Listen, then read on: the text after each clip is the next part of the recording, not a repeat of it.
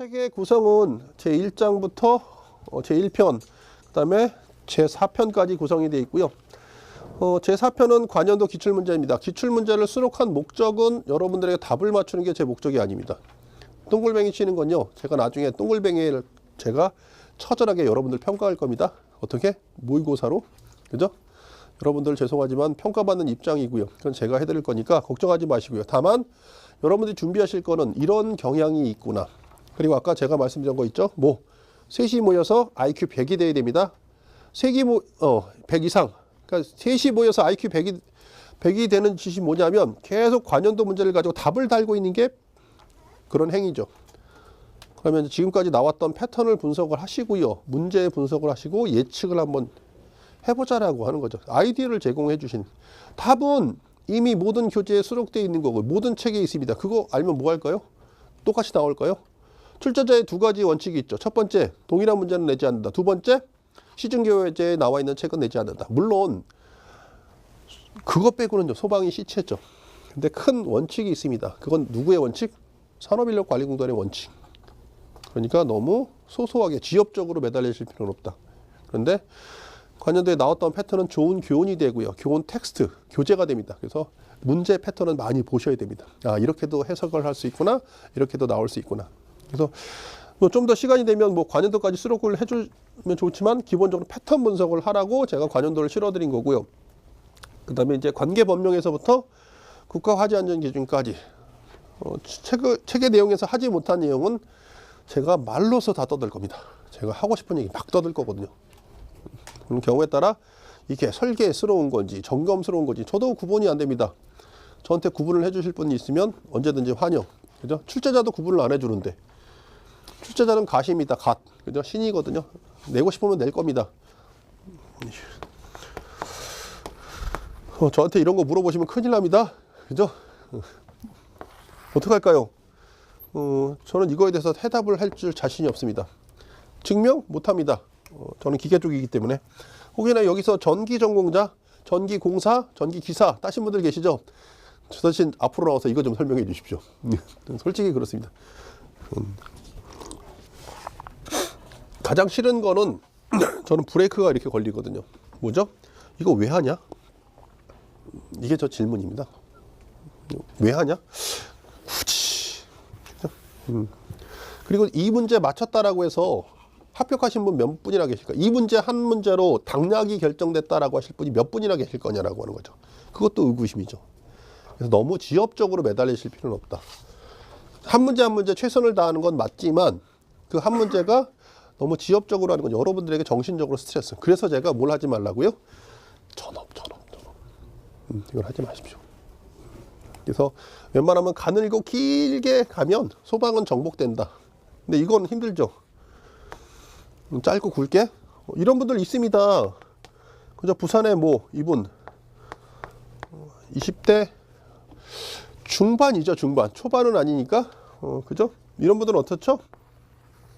힘이 있죠. 에너지가 넘칩니다. 에너지가 넘치는 분들은 여러분들 이분의 답안지를 보셨는지 모르겠지만 저는 열심히 봤죠. 그죠? 에너지가 얼마나 넘치냐면요. 모의고사 보면 보통 이렇게 틀리면 이렇게 두 줄을 긋죠? 이렇게 쓰다 보면. 그죠? 이런 거 쭉 나옵니다. 이분은 거의 없습니다. 어떤 뜻이죠? 다 외우는 거죠. 그러니까 이런 분들은 이런 분들 나름대로 이런 분이 있습니다. 이런 분들 가지고 겁먹지 않으셔도 되고요. 혹자는 땡땡 법대 땡땡 나왔다. 그런 분들 줄을 들으실 필요 없고요. 제가 장담하건대 모든 관리사, 기술사 공부하시는 분들 중에서 똑똑한 분 있으면 손가락질 당합니다. 손가락 부러뜨려야죠. 왜? 이런 분들이 이런 거 따시면 큰일 나죠. 그런 분들은 애시당초 좋은 대학 나와서 좋은 회사 다니서 좋게 살고 있어야 되죠. 지금 와서 소방기술사 따면 안 되죠. 소방관리사 따면 안 되죠. 거의 없습니다. 동등한 위치에서 출발한다라고 하는 거죠. 얼마만큼 여러분들이 여기에 목말라 있느냐. 저희가 합격지수라고 하는 거, 여기 황 원장님이 예전에 홈페이지에 한번 카페에 올린 적이 있거든요. 합격지수는요, 다 필요 없습니다. 이 자격증이 얼마만큼 여러분들에게 필요하느냐. 그것을 결정입니다. 제가 나중에 시험 보기 전에 스트레스 받아가지고 와이프랑 부부 상담을 다 받으러 다녔죠. 후배한테. 후배가 그러더라고요. 죄송합니다. 오빠는 안 돼. 왜? 내가 오빠를 지인으로서 알고 있는데 어떻게 상담을 해? 그럼 누구? 우리 원장님. 원장님이 그러시더라고요. 아직은 레벨이 안 됐네요. 어떤 거? 이혼할 레벨이 안 됐어요. 좀 더 싸우고 오세요. 와이프가 저한테 항상 그랬거든요. 언제 공부가 끝나니? 묻어냈거든요. 그랬던 기억이 있습니다. 그래서 저는 웬만하면 여러분들이 그런 스트레스, 그런 같은 경험을 겪지 않기를 바란다라고 하는 거죠. 하여튼간 사설은 여기까지. 그래서 1장부터 8장까지 쭉 되어 있고요. 관계법령 그리고 이제 기타 화재 안전 기준으로 되어 있지 않을까 싶습니다. 좀 더 세부적인 부분은 그때그때마다 제가 말씀드린 대로 최선을 다해서. 그래서 처음에 목표는 뭐냐면 관연도 분석입니다. 전년도 강의하고 제가 틀린 거 뭐냐면 관연도 분석을 처음부터 합니다. 뭐 문제를 맞히겠다라고 하는 게 아니라 여러분들에게 점검 실무가 1회부터 몇 번까지 18번 시험 문제가 나왔죠. 어떻게 나왔는지 한번 쭉 그림을 그려보시다라고 하는 거죠. 그리고 이제 그렇게 되면 앞으로의 어떤 19회의 전망, 방향 뭐 이런 거 같이 고민을 해보자는 의미에서 관원도 분석 보도록 하겠습니다. 1회 시험입니다. 그게 이제 도시기호라고 하는 거, 그죠? 자차 점검에 관한 고시에 보면 첫 번째 나오는 게 뭐죠? 도시기호. 그다음에 점검표. 점검표도 크게 나눠지죠. 하나는 종합정밀 점검표, 두 번째가 작동기능 점검표, 세 번째가 감리의 성능시험 조사표, 중간에 또 낀 게 이제 외관 점검표, 공공기관의 외관 점검표 이렇게 되어 있지요. 그래서 도시기호는 기본 중에 기본이죠. 사실 어떤 의미에서는 이게 출발점이 여기서부터 잘못되지 않았나 싶습니다. 왜? 여러분들 점검 실무 보시지만 설계 및 시공이다라고 하는 부분이 있죠. 도시기호는 점검입니까? 설계입니까? 점검하나요? 여러분들 도시기호 보고 점검하나요? 설계하려면 설계 치기 위해서는요. 도면 그리죠. 도면 그리면요. 도시기호 쓰나요? 안 쓰나요? 어떤 의미에서는 사실 도시기호는 점검이 아니라 설계스러운 거죠. 그렇죠? 이 패러다임이 이러니까 자꾸 저희가 도시기호를 외우고 있더라고요. 이번에 나온 게 뭐죠? 등가 길이. 마찰 손실. 그렇죠? 그럼 크게 이제 뭐 L보다 아니면 T다.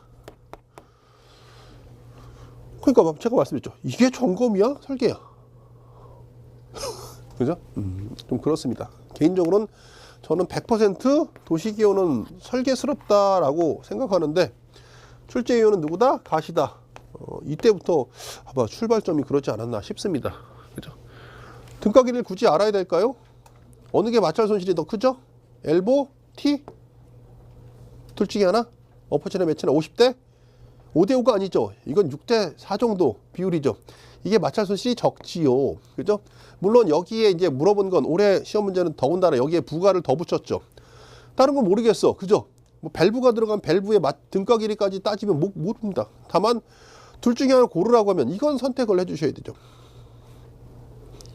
제가 이제 아까 실무스럽다라고 하는 의미가 어떤 의미냐면 현장에서 많이 부닥칩니다. 여러분들이 배운 거 텍스트적으로 잘 하지 않고요. 텍스트적인 건 금방 끝납니다.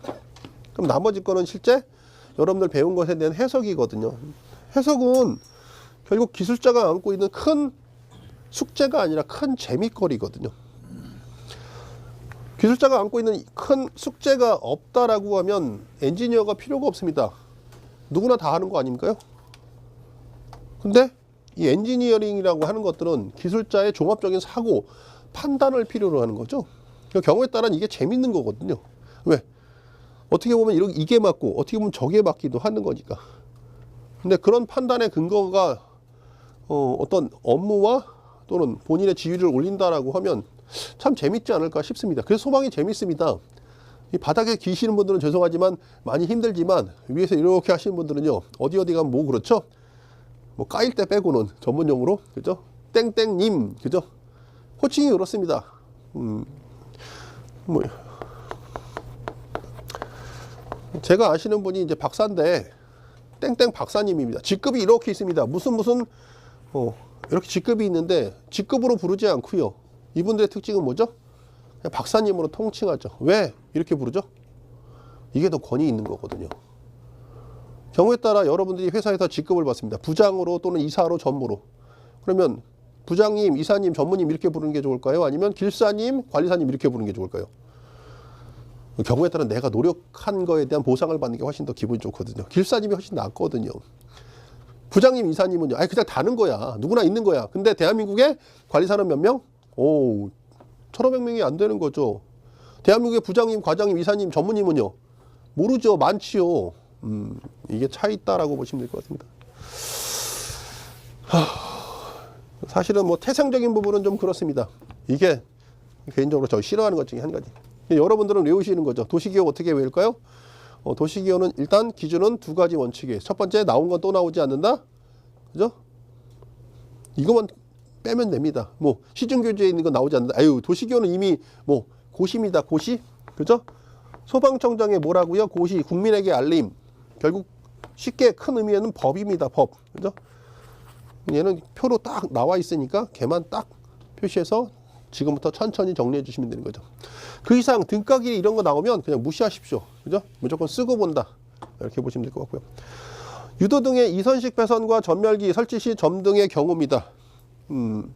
여기서 여러분들이 고민하실 건 뭐다? 이선식과 삼선식을 고민하시기 전에 뭘 정리해 주셔야 되냐면 배선이라고 하는 건 뭐냐? 두 가닥의 선과 세 가닥의 선이다. 그죠? 근데 배선은요. 두 가닥의 전선과 세 가닥의 전선은 맞지만 두 가닥의 배선과 세 가닥의 배선이다라고 하는 표현은 아와 어의 차이죠. 같은 게 아니죠. 짝대기가 있다라고 해서 아와 어가 같지 않거든요. 그죠? 그러니까 두 가닥의 전선과 두 가닥의 배선은요. 같은 건가요? 틀리죠. 이게 이제 용어 정리. 배선이다라고 하면 어떤 의미? 전선 플러스 시공 방법. 여기 나온 전선 및 시공 방법은 어디에 있다? 옥내소화전 별표일. 그죠? 내화전선, 내열전선 구분되어 있지만 뭐 FR8 또는 FR3 뭐 MI 케이블 제외하고는 얘는 애초 내화 성능이 있는 또는 내열 성능인 거 빼고는요. 여기에 들어가는 거 선을 보호할 수 있는 뭐 전선관 등에 이렇게 케이블을 숨겨 놓습니다. 전선을 집어넣는 거죠. 결국 뭐에 따라서 시공 방법에 따라 나누어지는 거죠. 특별하게 이렇게 의미가 부여되지 않은 내화나 또는 내열이라고 구분되어 있지 않다라고 하면 그냥 두 가지 다 통용되는 거죠. 내화도 가능하고 내열도 가능한 거 이렇게 보시면 될 것 같아요. 여기를 이해해 주시고 나서 아 이제 선이 두 가닥이 있구나 이렇게 이제 이해를 해주셔야 되는 거죠. 그래서 이제 도시기호를 딱 개념도를 보면 얘가 이렇게 돼 있죠. 전원이 있고요. 선이 두 가닥이 이렇게. 그죠? 그리고 유도등의 제품은요. 이런 형태의 유도등입니다. 제품이 몇 가닥? 애초 제품은 세 가닥으로 만들어졌습니다. 그죠? 그럼 두 가닥은 전원이고 한 가닥은 조작선. 굳이 따지면 이렇습니다. 그러면 실제 한 가닥은 붙이고요. 한 가닥은 얘랑 연결하고요. 그러면 전원 즉 뭐죠? 여기에 배터리가 있으면 배터리에 불이 들어간다는 거죠. 충전이다라고 하는 상태는 이 상태입니다. 다만 얘는 아직 점등이 되지 않았죠. 뭐에 의해서 점등되죠? 조작선에 의해서 점등이 됩니다. 조작선을 점등시키려면요. 뭔가 스위치가 붙어야 되겠죠. 근데 애초 두 가닥밖에 없는데 얘를 이렇게 붙입니다. 짬바로. 그럼 어떻게 된다? 얘가 조작의 의미를 부여하는 거죠. 그러면 어떻게? 이 상태가 되는 거죠. 그럼 저희는 몇 가닥? 두 가닥입니다. 두 가닥. 두 가닥 전선을 집어넣는 거죠. 애초 제품은 세 가닥. 그럼 이제 세 가닥으로 할 경우가 있겠죠? 세 가닥?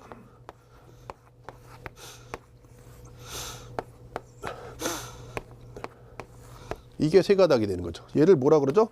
스위치. 소방에서 쓰는 표현은요. 전멸기 이렇게 되는 거죠. 그럼 애초 유도등은 세 가닥. 한 가닥, 두 가닥, 세 가닥 이렇게 되는 거죠. 그럼 얘는요. 어떤 의미죠?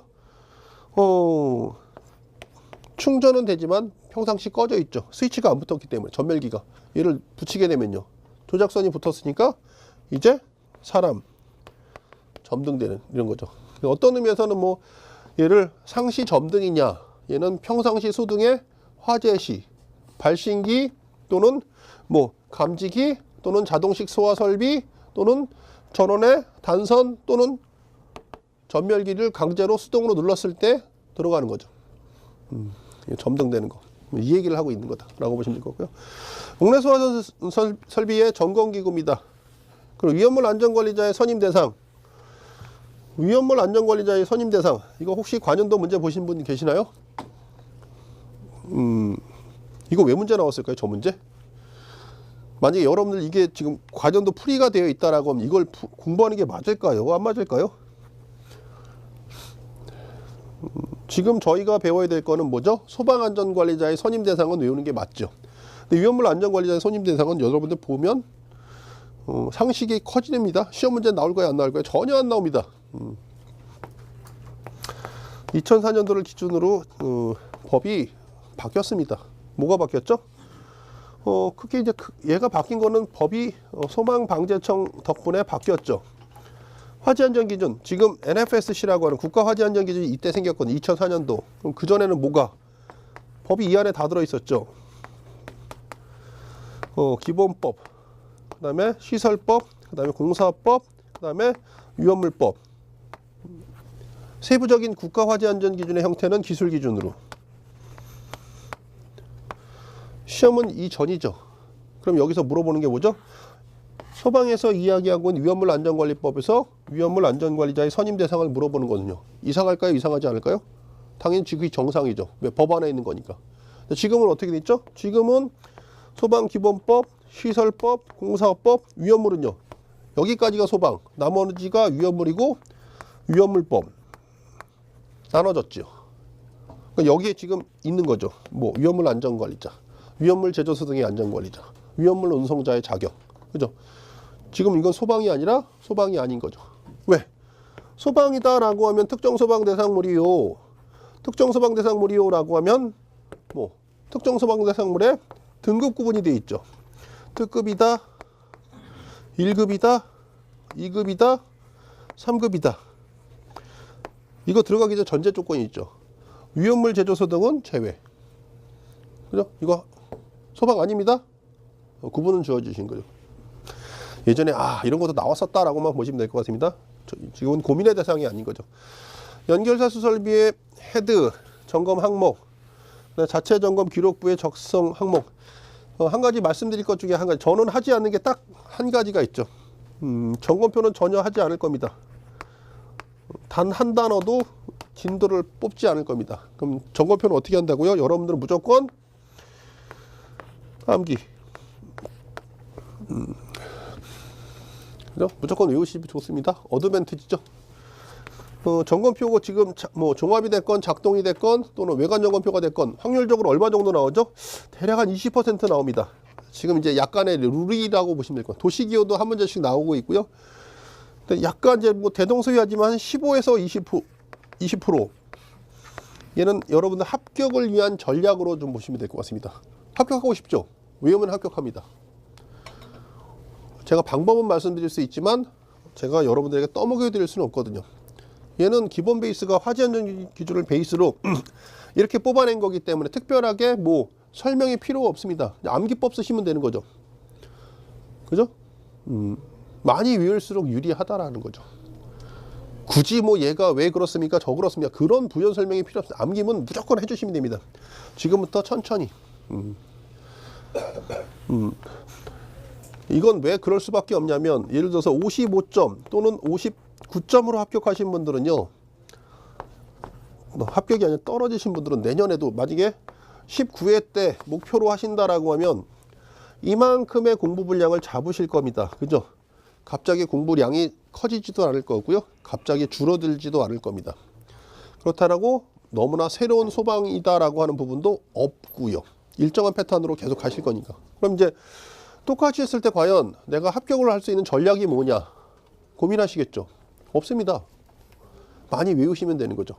근데 관계법령을 외운다고 또는 화재안전기를 외운다고 나올 확률은 얼마일까요? 그럼 미아리 점집한테 물어보셔야 됩니다. 확률 싸움은. 근데 제가 말씀드릴 수 있는 건 단연컨대 이 중에서 점검표라고 하는 것은 못해도 15%, 최대 한 20%는요. 지금까지 그렇게 보여지고 있는 거죠. 외우면 어떻게 되죠? 합격하는 거죠. 특히 올해 같은 경우 외관 점검표 손보신 분들은 득하죠. 득템. 여러분들이 아령 수신기를 공부하는 것보다 훨씬 더 득점 확률이 높습니다. 그래서 얘는 점검표면 따로 뽑으면 거의 한 100개가 넘습니다. 100개. 천천히 외우십시오. 암기력의 싸움인데 전 처음부터 무조건 외우라는 소리는 하지 않습니다. 화재안전 기준 보시고 이해를 바탕으로 생각해주고, 너무 이렇게 모사에 신경 쓸 필요 없습니다. 때로는 저희가 모의고사 좀 넘어가면 제가 막 이렇게 따지거든요. 어떤 분은 뭐 미만, 이하 뭐 이런 거 따지만 워딩 가지고 따지기도 합니다.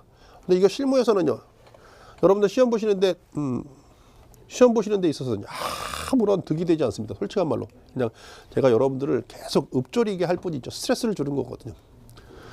그러니까 무엇이 됐든 간에 여러분들은 계속 붙들고 있으면요, 써 나간다라고 하는 거죠. 그걸 만드는 게 지금 학원의 어떤 장점이거든요. 그런 의미로 받아들이셔야 됩니다. 저거 안 되면 하다 보면 노력을 하면 그 항목이 떠오르기도 하고요. 항목이 떠오르면 경우에 따라 점수가 올라가는 거죠. 근데 이걸 노력을 하지 않으면요, 화재안전 기준 가지고 대충이다? 여러분들의 경쟁 상대는 결국 누구다? 옆에 계신 분이 맞고요. 동료이자 경쟁 상대이지만 기본적으로 이제 합격을 하기 위해서는요, 모르는 사람 또는 모르는 문제를 안다라고 해서 합격을 하는 게 아니라 아는 사람 중에서 내가 돋보여야지만 합격을 하는 겁니다. 그죠? 계산 문제로 치면 설계민 시공이다. 설계민 시공 다 풀었다. 다 풀면 무조건 합격하나요? 아니요. 그 중에서 일정한 합격수만큼의 상위의 위치를 차지해야 되거든요. 절대적인 게 아니라 상대적 시험이니까. 그러면 이제 그런 틀에서 보면 점검표가 참 메리트가 있습니다. 물론 처음에 초창기에 많이 힘드실 겁니다. 그죠? 잘 안 외워주실 거고. 근데 이게 하다 보시면 자꾸 요령이 생길 거고요.